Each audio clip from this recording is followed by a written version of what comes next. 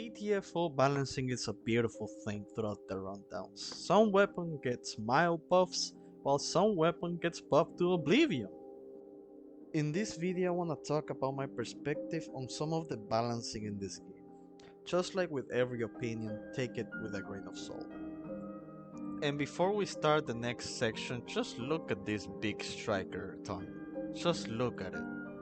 It's beauty, it's art, it's everything. Like, look at it. Mwah! Beautiful, beautiful, beautiful, beautiful. Hell weaponry strong. I always had a love-hate relationship with hell weaponry, and in my opinion this is borderline OP, but god damn do I love shooting these things. So let's take a look at hell weaponry as a whole. Hell Revo penetrates 2 enemies, and it's on the primary slot. Hell Gun penetrates 4 enemies and is in the special slot. And then you have the Hell Rifle, which is on the special slot, or last hell weapon.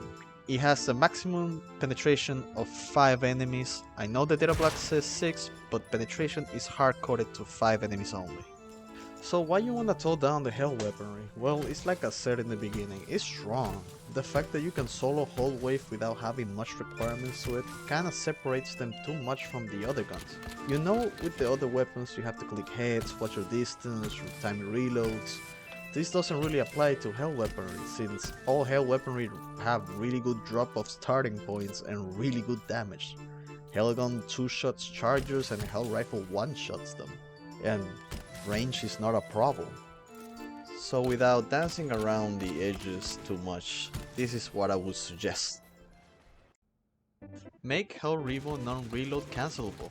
It's just 2 seconds. You will live. Probably. Hell Gun is not even a gun at this point, it's a machine gun, with how fast you can shoot it. The gun is supposed to have a charge up, but the charge up is a joke, being at 0.1 seconds. Toning down the penetration to allow more enemies to pass through and increasing its charge up will put it in a more competitive state with other specials that deal with crowd control. You will still be able to 2-shot enemies, but you will have to watch your positioning and funnel more effectively. And with Hell Rifle, just lowering the penetration and, you guessed it, not reload cancelling, should put it in line with the other Hell weapons.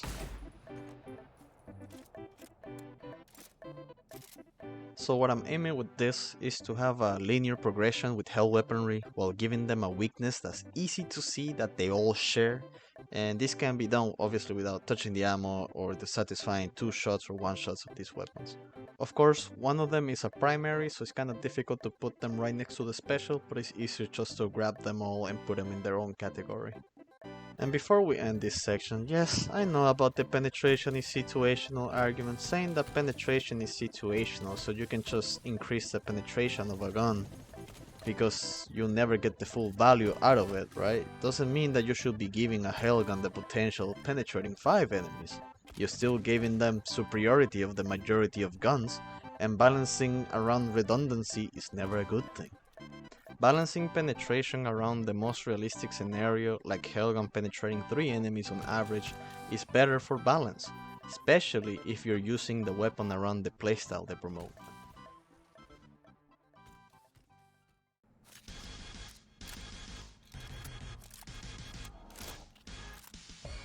Since there's like around 17 fucking guns that I have to talk about, how about we speed run them all?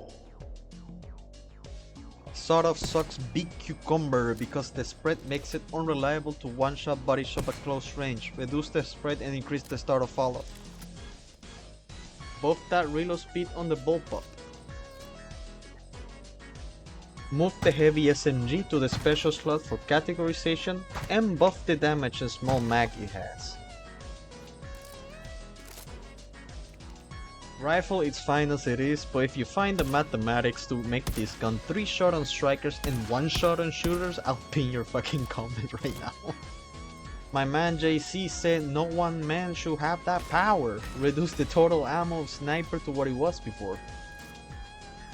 Since your goofy ass really wanna burst cancel, at least make it skillful, baby. Aim at the head. Reduce the damage of the burst cannon. Buff revo damage to increase its availability on levels and utility.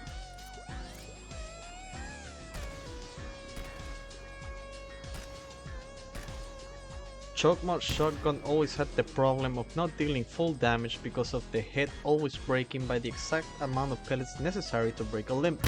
Being a precision shotgun, I think it should be made a slug shotgun and increase its precision.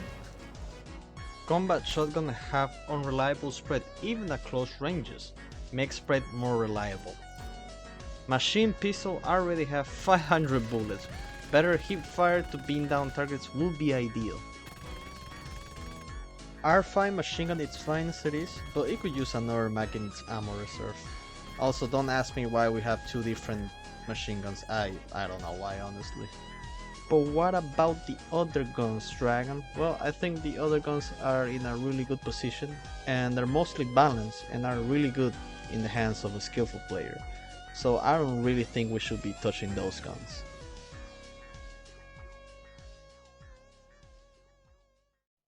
I was gonna make a whole section about tools, but since it's rather small, I'd rather just have a commentary about it.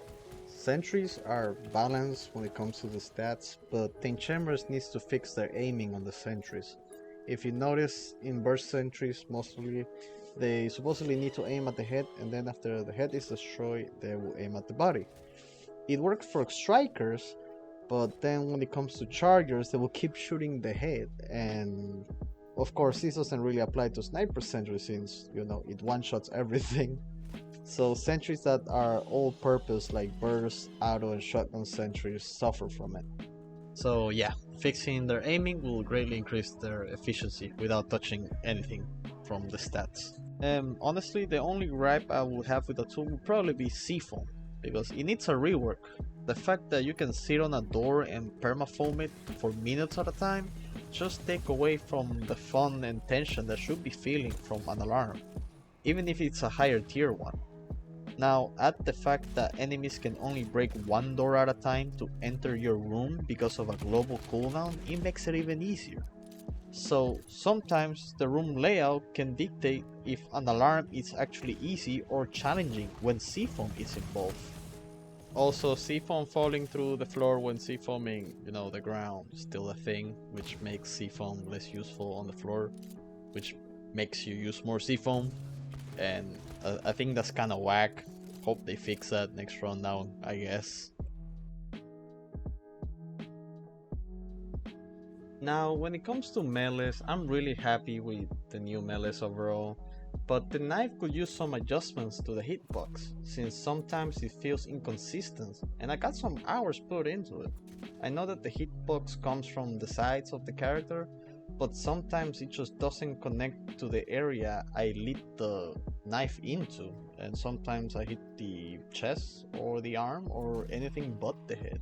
A good way to buff the knife would be that it breaks padlocks in one full charge, since I honestly don't know why it's two full charges, it just slows things down in my opinion. I guess it's from the times where you have to hit a padlock in a respawn room, and that's even assuming there's an enemy nearby. Spear could use a damage buff too. I get the thematic of not being able to sprint and charge at the same time with this big 2-meter pole in your hands, but the fact that I cannot one-shot a striker with this big spear at the cost of literally not being able to move as fast unlike the other melees is kinda whack and puts you at a big disadvantage. So I think that a slightly faster charge up and being able to one-shot strikers should make spear more digestible.